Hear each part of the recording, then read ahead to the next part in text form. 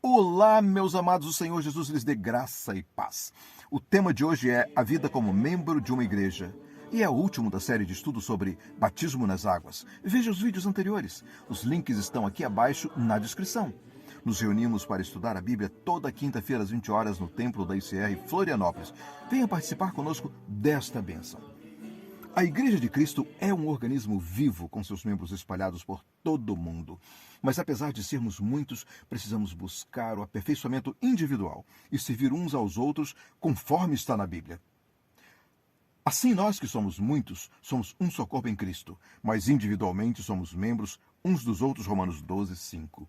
Não deixemos de reunir-nos como igreja, segundo o costume de alguns, mas encorajemo-nos uns aos outros, ainda mais quando vocês veem que se aproxima o dia, Hebreus 10, 25.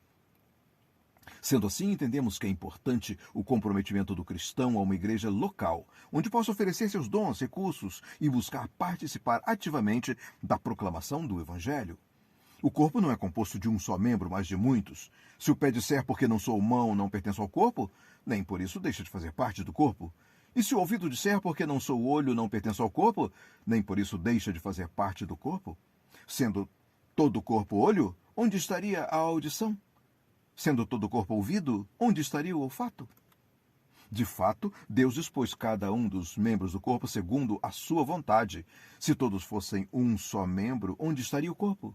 Assim, há muitos membros, mas um só corpo, 1 Coríntios 12, de 14 até 20.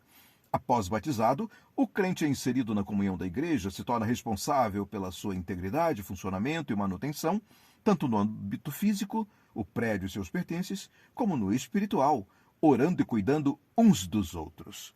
Vocês, porém, são geração eleita, sacerdócio real, nação santa, povo exclusivo de Deus, para anunciar as grandezas daquele que os chamou das trevas para a sua maravilhosa luz. Antes vocês nem sequer eram povo, mas agora são povo de Deus. Não haviam recebido misericórdia, mas agora receberam misericórdia. 1 Pedro 2, 9 e 10. Entendendo a sua posição de responsabilidade para com os compromissos da igreja e o seu funcionamento, o dízimo é uma prerrogativa concedida por Deus a todos os seus membros. Temos que entender que o Senhor tem um firme compromisso com os que abençoam a sua obra com os seus dízimos e ofertas voluntárias. Desta forma, estaremos expandindo o reino de Deus, ganhando almas, discipulando os novos convertidos e proclamando o Evangelho de Cristo dentro e fora da nossa nação. Trazei todos os dízimos à casa do tesouro, para que haja mantimento na minha casa, e depois fazei prova de mim nisto, diz o Senhor dos Exércitos, se eu não vos abrir as janelas do céu e não derramar sobre vós uma bênção tal, até que não haja lugar suficiente para a recolherdes. Malaquias 3:10.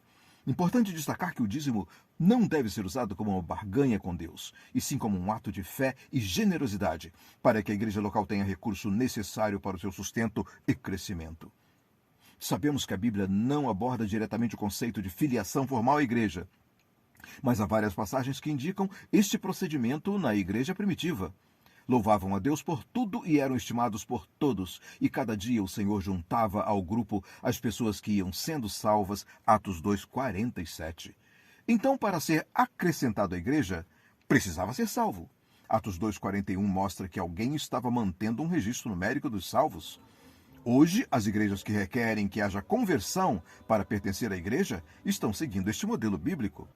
Os que aceitaram a mensagem foram batizados, e naquele dia houve um acréscimo de cerca de 3.000 pessoas. Eles se dedicavam ao ensino dos apóstolos e à comunhão, ao partir do pão e às orações, Atos 2:41, 42. Há outros lugares do Novo Testamento que mostram que a igreja local é um grupo bem definido.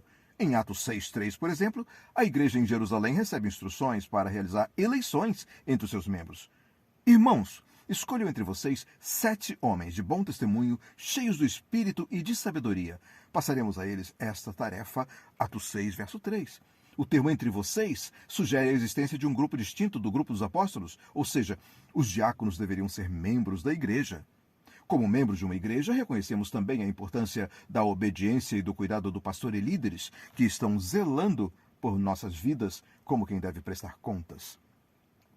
Obedeçam aos seus líderes e sigam as suas ordens, pois eles cuidam sempre das necessidades espirituais de vocês, porque sabem que vão prestar contas disso a Deus. Se vocês obedecerem, eles farão o trabalho com alegria, mas se vocês não obedecerem, eles trabalharão com tristeza, e isto não ajudará vocês em nada. Hebreus 13, 17 e 18.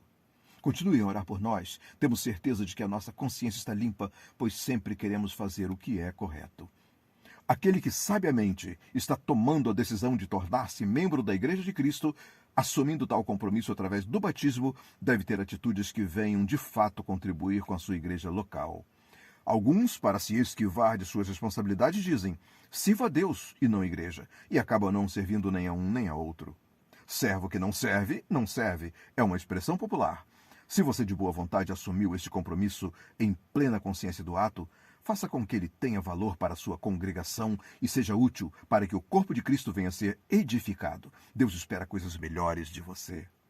Mas de vós, ó amados, esperamos coisas melhores e coisas que acompanham a salvação, ainda que assim falamos, porque Deus não é injusto para se esquecer da vossa obra e do trabalho do amor que para o seu nome mostraste, enquanto servistes aos santos e ainda servis.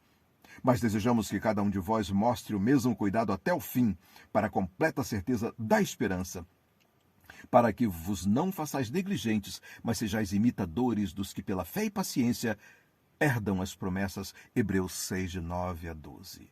E a paz de Deus, que excede todo entendimento, guardará os vossos corações e os vossos pensamentos em Cristo Jesus. Amém, meus queridos. Aguardem o nosso próximo vídeo. Tchau!